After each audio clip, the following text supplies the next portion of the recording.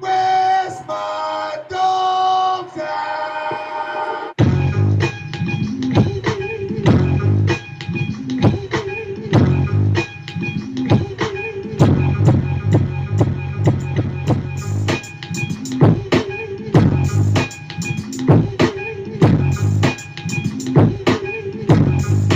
What's up, everybody? It's your girl, Sarah, and your girls, let's see, Sarah and Faye. Coming at you again with another topic, and we gonna get into it today because I thought maybe there's some stuff going on in the dog community right now that is a very big subject that people are talking about. Excuse me one second. Here. So let's not waste any time and get on right into it. Okay? We all know that there is a ban in Ontario right now. A ban on prong collars and choke collars. So if you don't know what a prong collar is or a choke collar is, here you go.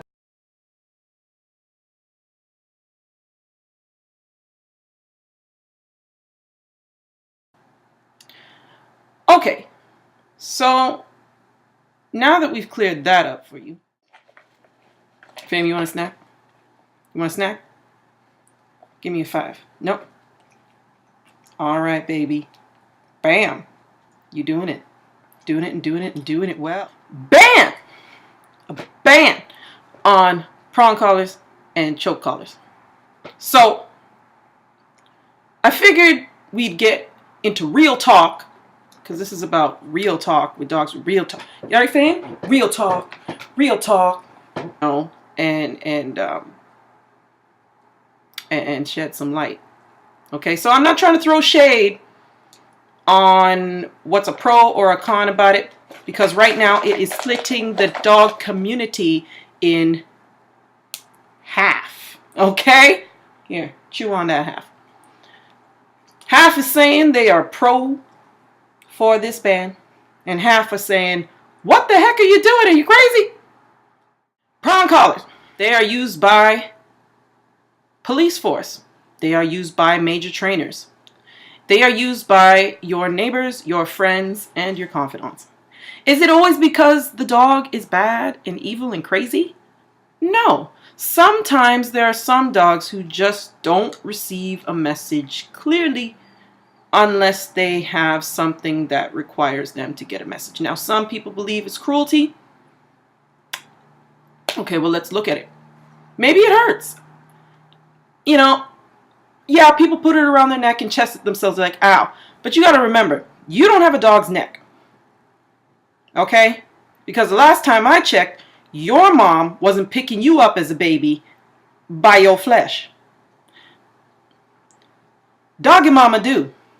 Okay? She picks them up and just takes them over. Okay? You don't. So the comparison probably isn't the same. It could hurt. It could be something we could do without. But here's the thing. Con. You may put a ban on the collar, but you're not putting a ban on the dogs that people can own. This goes back to my prior video in terms of dangerous dogs that people own, and they are oblivious to the fact that their dogs are cray-cray. And here it is now, just as a memory.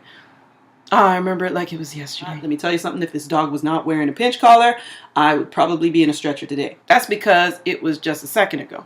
Anyway, so if they use a flat collar, that could mean more dogs who are escaping a flat collar and running wild. Yes, a pro may be that it forces people to get their dogs trained properly, but the con is that nobody's forcing them to do that. And everybody likes feeling like they're pretty damn confident with their training methods. Okay. Pro. It may deter some owners from owning some of the breeds. But there are some dogs, it doesn't always have to be large breeds. There are even Jack Russell smaller dogs that they use these collars on. So it may deter some people, but more than likely it may not. Less dogs that can't find homes. I have a list. That's why I keep looking over here. Okay. There might be less dogs that can't find homes because you're not producing as many because people are not requesting them. However, that has never stopped people before. And I'd like to put you to Exhibit A. The beloved Pit Bull Terrier, otherwise known as a Staffordshire Terrier. Let's go back to the band of this big boy right here. Beautiful dog, great dog. In the hands of the wrong people is a problem. What happened with those guys is that they put a ban on the breed based on using the dog. There are quite a few other dogs that potentially could end up being banned by certain owners not being able to use these tools. I'll give you some examples. The giant schnauzer, the Great Dane, the Great Pyrenees. Ooh. The greatest Swiss mountain dog. Look, a whole bunch of these breeds, which are quite large. And just as a tip, if it says great, more than likely the dog is a great size. Very big, very strong, and no little titch or check is going to do it for the dog to say, hey, wake up, it's time to move. So, if you understand that a lot of people who have breeds like this, they tend to have those collars to try to keep their dogs calm in otherwise, situations where sometimes they get excitable and they want to run away. So they use their prong collars. It means there could be more breed bannings of those types of breeds as well. Because when stuff pops off because the collars are no good, we in trouble, y'all. That's a whole other breeds going, what are we going to do? Participate in things becoming extinct? Maybe some Jack Russells too. It's crazy. There could be more dogs that are left in kennels as opposed to dogs who are not left in kennels. Okay? Because they got the dog with every intention of making sure that they didn't need a prong collar, and it didn't work out. It just didn't work out. So then there's more dogs being destroyed. It's messed. Maybe there's some overconfident owners who are just like, you know what? This flat collar, it's not working for me. I'll just have the dog off leash because it listens better when I have it off leash. And they are confident in that, which could mean there's a lot of dogs who attack children or other dogs. And that will go sky high. Now, I'm not saying I'm for it. I'm saying maybe the ban isn't in the right place in terms of the tools, because banning a tool is not going to help you, especially if you ban it immediately while people are using it. You didn't even give them a chance. You didn't even give them a time. You didn't give them a bly to even let them know that this was going down. What are they supposed to do?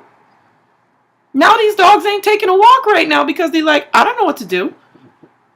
Yes, you have to get training, but nobody says that for sure it's going to guarantee that these dogs are going to be trained.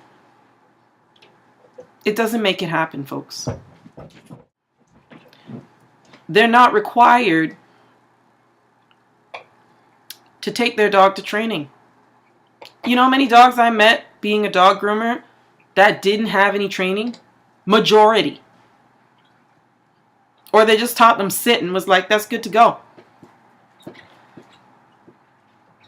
It could result also in dogs in more shelters, like I said, because the dogs, they realize, hey, I didn't know I couldn't control it. I gave it a shot. Because remember, in my opinion, dog training is not always about the dog. Sometimes it's about the owner and being able to be in that position to be able to handle the dog. So it's not looking so good. So the long and the short of it I want to get into is that, look,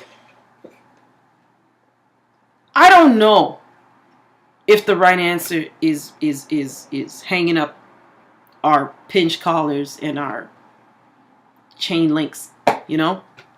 But I don't know that the answer is that we keep using them. And truth be known, it doesn't always force people to use the right trainers. And actually, different trainers have different methods because just like people, not every punishment fits every person. All right? I'm just going to be real with you. Okay? Because I don't want to get into the, nature nurture thing or, the spanking thing because they already ruled on that.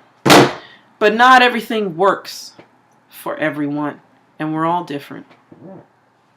So when you guys are sitting around trying to figure out if this is good or bad, let's have more of a conversation around it so we can figure out what's really going on. Really get it straightened out. Because a lot of these dogs are lovable breeds, and I'd hate to know that they were lost because of not being able to use the actual equipment. But if there is an answer beyond the equipment, then let's find it. Let's get it. Your comments below, or how you feel about this ban, because it is important. It's even important to you if you're not a dog owner, because it could mean the difference between a dog being on leash or running at you because they just break right out of them. That's real talk. And sometimes people are really trying to do the right thing by their dogs. You know what I mean? So, like I said, comment below. Let's have a real discussion about it. I think it's really important that we get into that. Because, it was quite abrupt and it was quite quick, and a lot of people are having a hard time dealing. So let's talk about it. Let's have it out. Real talk. So, again, it's your girl, Sarah in Fame. And I'm going to call this, Real Talk Thursday. Or more so, you know what? I'm changing the name of our page. It's going to be #Fame and Sarah. Real Talk. Because it's real talk. You know what I mean? Like, puppies and stuff are cute, but they got teeth. And sometimes you have to have some real conversations about some real stuff. And, yeah, let's have it out. Come on, folks. Be brave. Talk about it. See you on the ones and twos. Smidge your bitches.